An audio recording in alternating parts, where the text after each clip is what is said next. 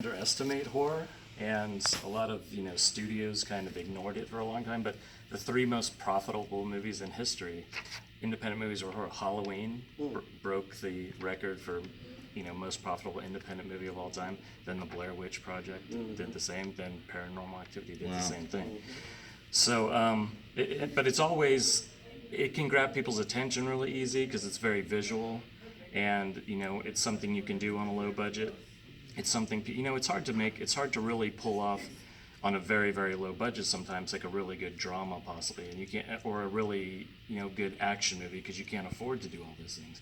But you can afford to pour some Caro syrup and some red dye in a bucket, and a fire extinguisher, and spray it all over your friend's face. But what was the other question about? How the value of horror, how low budget filmmaking has made you be creative, and some of the struggles as an independent horror filmmaker. Well, struggles are, there's no money, and you have to want to do it. I saw a movie last night called The Wife, and it's about this writer who ghost wrote her husband's books. Huh? Glenn Close. It's amazing, one of the best movies of the year. But some guy did the speech in it. He said, if you're a writer, writing is like breathing. It's like eating.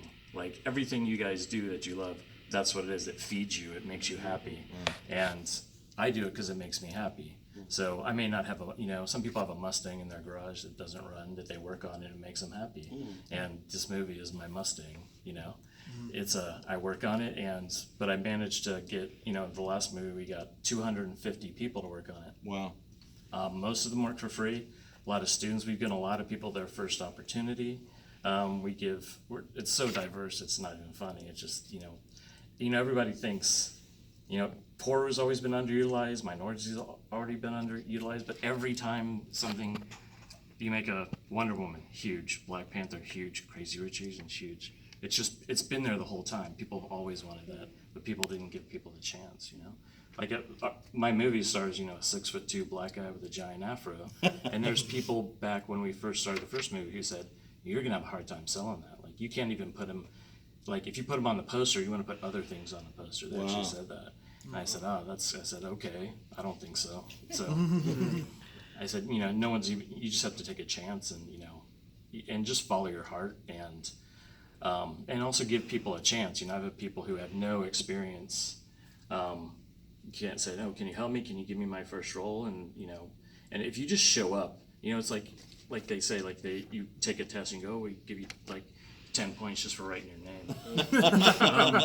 Because we did auditions, and we not only that, we do auditions where we schedule people for a very specific time. We give them food. I reconfirm with them 4 times before the audition, and every time we do auditions, only 40% of the people show up. Wow. And it's just, it's mind-boggling. But own worst enemy. Yeah, totally. And you just have to be there. You have to actually put in the work, and we've slowly built up our followers, and we have 10,000 Instagram followers. And I did that by going, because I like Black Dynamite. I thought, the fans of Black Dynamite would like our movie. I went to Black Dynamite's site. I went to all their followers and followed all their followers, who then followed me back. Wow. So, and then I went to other sites, just similar things to build it up, and then I traded links with people and said, if can you put a link to ours? We'll put a link to yours. But it's still hard. We're not making it. It's changed so much. I heard a statistic. Amazon went into South by Southwest 18 months ago and bought 40 movies. 40. And then I saw an article in January that said Amazon is getting away from indie film. Yeah. That fast. Yeah. They bought 40 films, and now they're going into bigger budget They're doing stuff. Lord of the Rings. Yeah.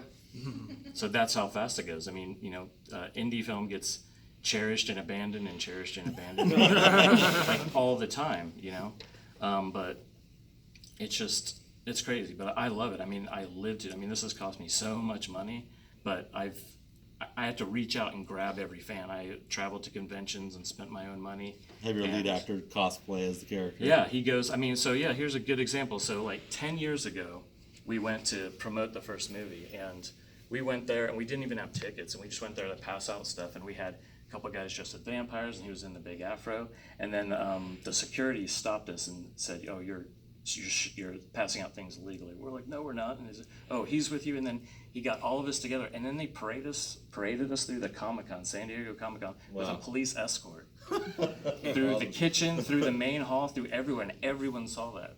Wow. And then the first couple of years we were there, everyone was calling him, people called him Shaft the first year. Hey, Shaft, what's up? Okay. And then, great, okay. And then Black Dynamite the next year. But now when he goes, everyone screams his name.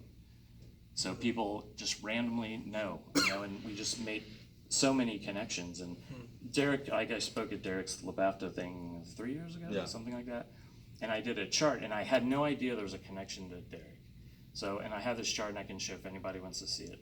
And I just wrote my name at the top, and I wrote Derek's name at the bottom. I said, me and Derek are connected. I don't know how. And then I wrote another person's name that I did a movie with, and then I connected it to another person, another person, another person.